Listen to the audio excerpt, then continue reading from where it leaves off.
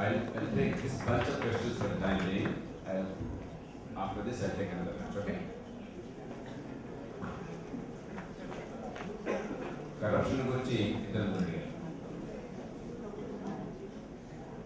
First of all, India is not the most corrupt nation. This notion that we are all terribly bad people is wrong.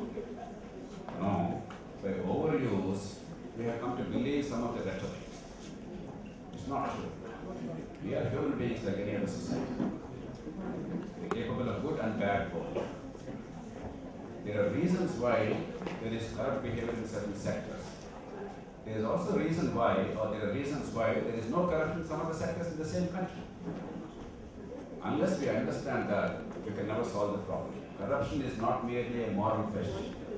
It is an institutional question. మనం ఈ దేశంలో ప్రధాని కూడా ఒక moral ఇష్యూగా మార్చి పారేసి మనం చాలా నమ్మకం పడుతున్నాం. మొరాలిటీ కావాలి. మీరు ఈ బాటిల్ తీసుకున్నట్టయితే ఈ బాటిల్లో ఉన్న నీళ్లు మొరాలిటీ. ఖచ్చితంగా morality and values are necessary. కానీ ఈ కంటైనర్ లేదనుకోండి, ఈ నీళ్ళని స్పిల్ అయిపోతాయి.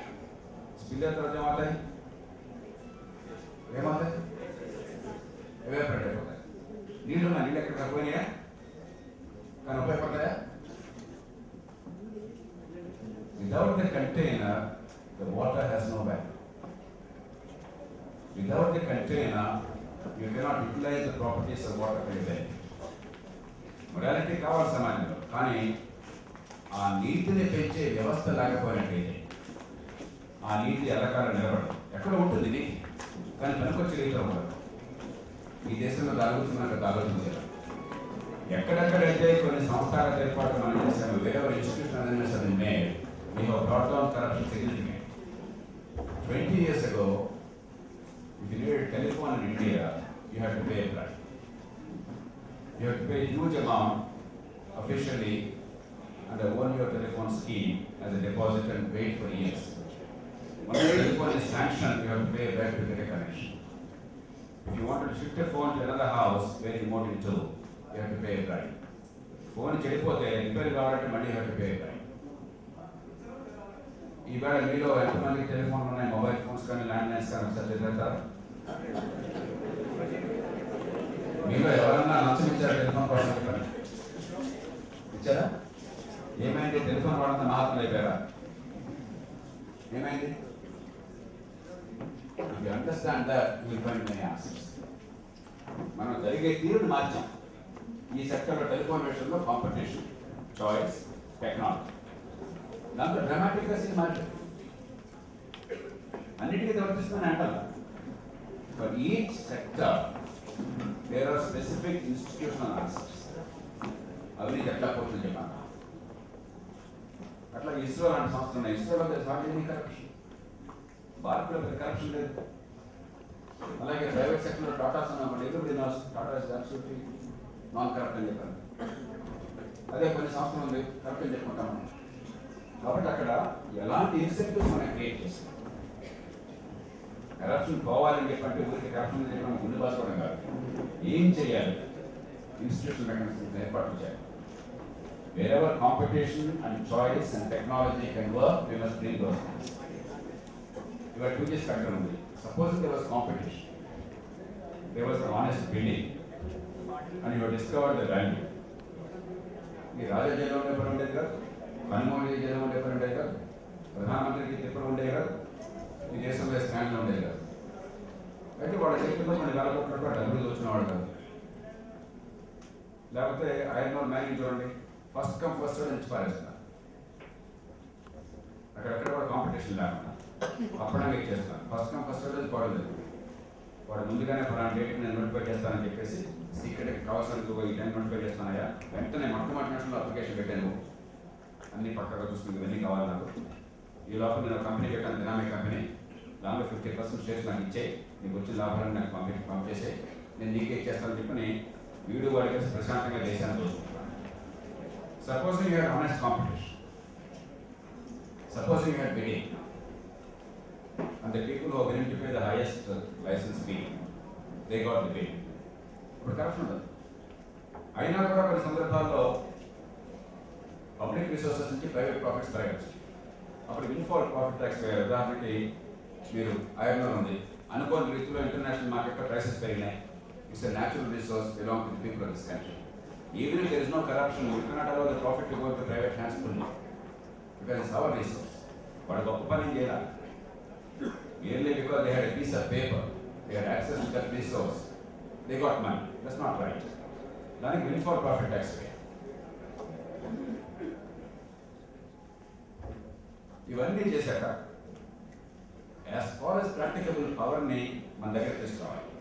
ఎందుకంటే డబ్బు జరిగితే ఇగో ఈ డబ్బు పోతుంది, ఈ రకంగా దోచుకుంటున్నారని చెప్పి మనకు అర్థమైతే, if we as people can stand up and fight and make a difference locally, then things will change. ఇవాళ అది లేదు.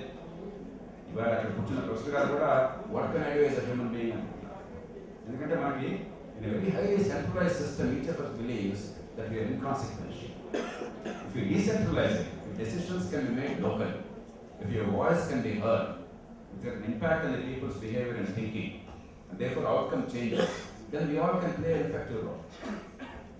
ఇవన్నీ చేశాక కూడా తప్పు చేసిన వాళ్ళకి శిక్ష పడాలి.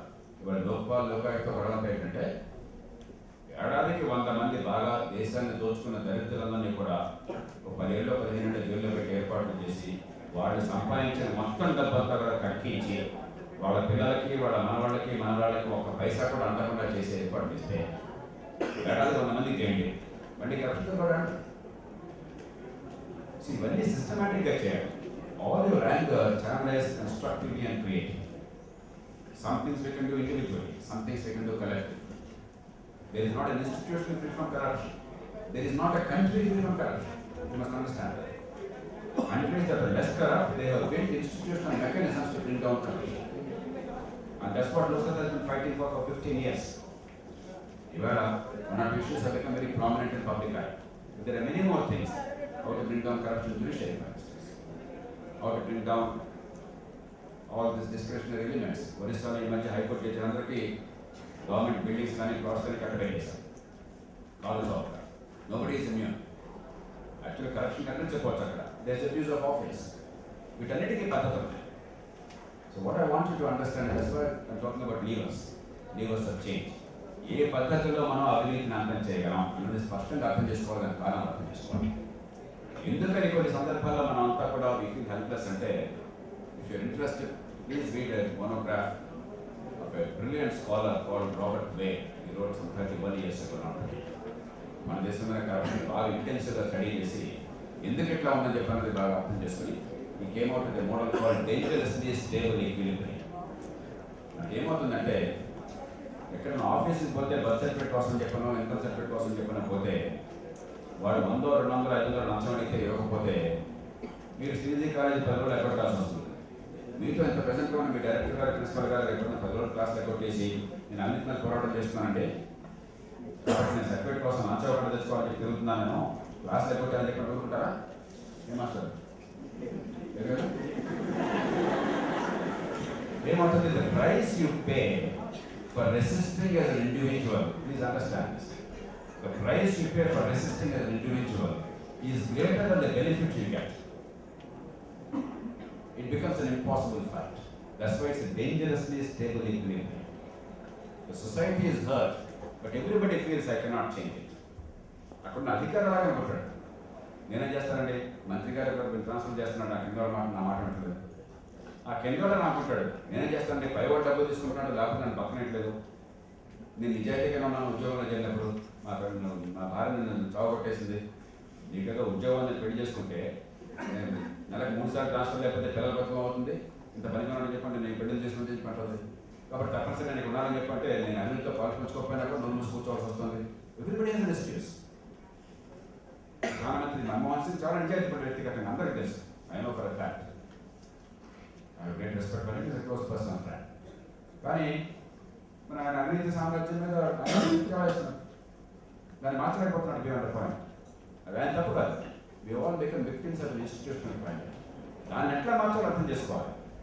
It's very easy to blame somebody else. ఆయన దొంగ, ఈయన దొంగ చాలా మంది పోస్టర్ కప్పు చెప్తున్నారు. That doesn't happen. ఎందుకు ఇలా జరుగుతుంది? దాన్ని మార్చాలంటే what are the levers of change you fight for? It's a very complex subject. I try to give you a sense of it డిస్టిల్డ్గా. If you're interested, there's a lot more literature. I have written extensively, many people have written. And we are working very hard on a variety of fronts to curb corruption. ఇక పార్లమెంట్లో మంచి వాళ్ళు ఎందుకు చేయలేకపోతుంది ఇంకా చెప్పాను కదా, there are కంపల్సరీస్. పార్లమెంట్లో మంచి చేస్తే గెలిచే వాతావరణం ఉంది కదా. అసెంబ్లీలో పార్లమెంట్లో ధర్మం కోసం నిలబడతాను, ఇతరులు అన్యాయంగా చెప్పాను, నేను పార్లమెంట్ వాతావరణాన్ని చెడగొట్టను, నేను ప్రజల కోసం నిలబడతాను అంటే గెలిపించే వాతావరణం ఉందా? మన సమాజానికి అతీతమైన రాజకీయం మనకు రాదు. మనలో అంతర్గతంగా ఒక సమాజంగా శక్తి ఆలోచన పెరిగిన కొద్దీ మన పార్లమెంట్ అసెంబ్లీ సామర్థ్యాలు పెరుగుతాయి తప్ప మనమంతా దరిద్రంగా ఉంటాము, వాళ్ళు ఉన్నతంగా ఉంటారని చెప్పి ఎంతకాలం సాధ్యం అవుతుందో అది కొంతకాలం సాధ్యం అవుతుంది, కొంతమందికి సాధ్యం అవుతుంది. కొంతమంది లాభ నష్టాలతో ప్రమేయం లేకుండా, అధికారంతో ప్రమేయం లేకుండా నా జీవితం ఏమైనా నేను ఎంత త్యాగాలకు సిద్ధం అవుతాను ఎప్పుడు ఉంటారు. ప్రతి సమాజంలో ప్రతి తరంలో ఉంటారు. కానీ అత్యధికులు ఆ రీతిని వెళ్ళరు. రాష్ట్ర శాసనసభలో ఎమ్మెల్యేలు ప్రతి ఒక్కరు నా దగ్గరికి వచ్చేసారు, బ్రహ్మాండ సార్ మీరు చెప్పింది 100% కరెక్ట్ సార్, ఏం చేస్తాం సార్, మేము అంతా దీన్ని ఉండిపోయాను సార్, ఇప్పుడు మాకు రావాలి సార్, ఖచ్చితంగా వస్తుంది సార్, మీ దారే సార్, కానీ టైం పడుతుంది సార్, ఇది చెప్పారు.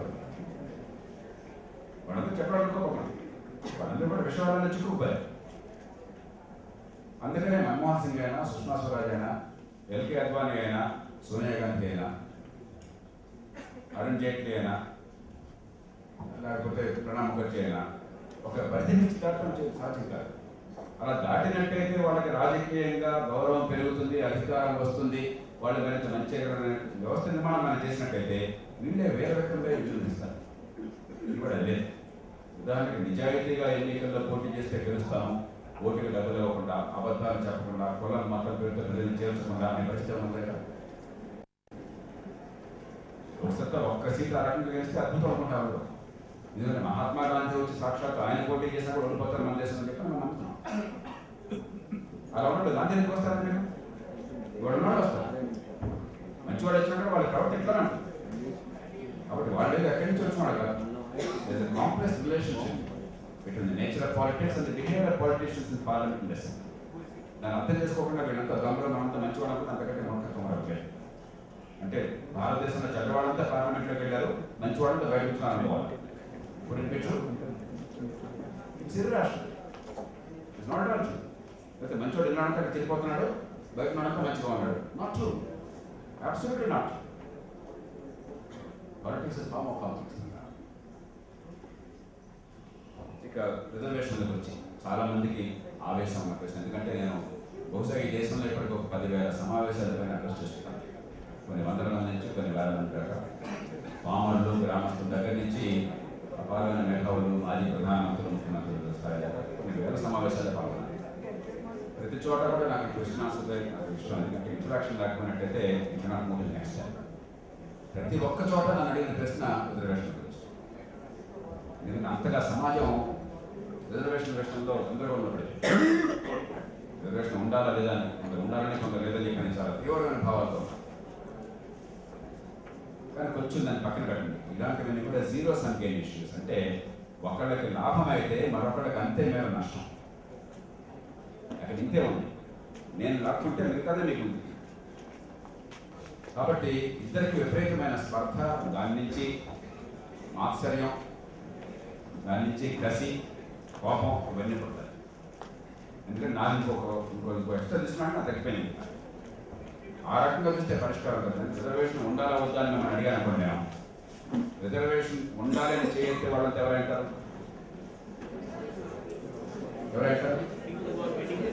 బెనిఫిట్ పొందేవాడు. వద్దని వాళ్ళంతా ఎవరంటారు? బెనిఫిట్ పొందనేవాడు. అంతే కదా. దీనిలో ఏమన్నా పెద్ద మోరల్ ఇష్యూ ఉందా? మీరు చాలా మోరల్గా అనుకుంటున్నాను, కానీ మోరల్ ఇష్యూ లేదు. It go deeper, it is a totally group selfish issue. 199 మంది రిజర్వేషన్ లాభం పొందేవాడంతా కావాలని, లాభం పొందిన వాడంతా వద్దని అనుకుంటున్నాడు. ఇలాంటి వాటిని ఆ రీతినే కనుక మనం కొనసాగించినట్టయితే చర్చలు కానీ ఆలోచన కానీ అంతర్యుద్ధము రక్తపాతం తప్ప పరిష్కారం కాదు. యూ మస్ట్ థింక్ ఎలిక్ట్ డీపర్. కొంచెం అది పక్కన పెట్టదు, థింక్ ఎలిక్ట్ డీపర్. మీరు నిజాయితీగా చెప్పండి, ఇక్కడ కూర్చున్న వాళ్ళంతా కూడా సమాజంలో పుట్టుకతో అత్యంత ప్రతిభావంతులు. ఇక్కడ రానేడు వాళ్ళంతా కూడా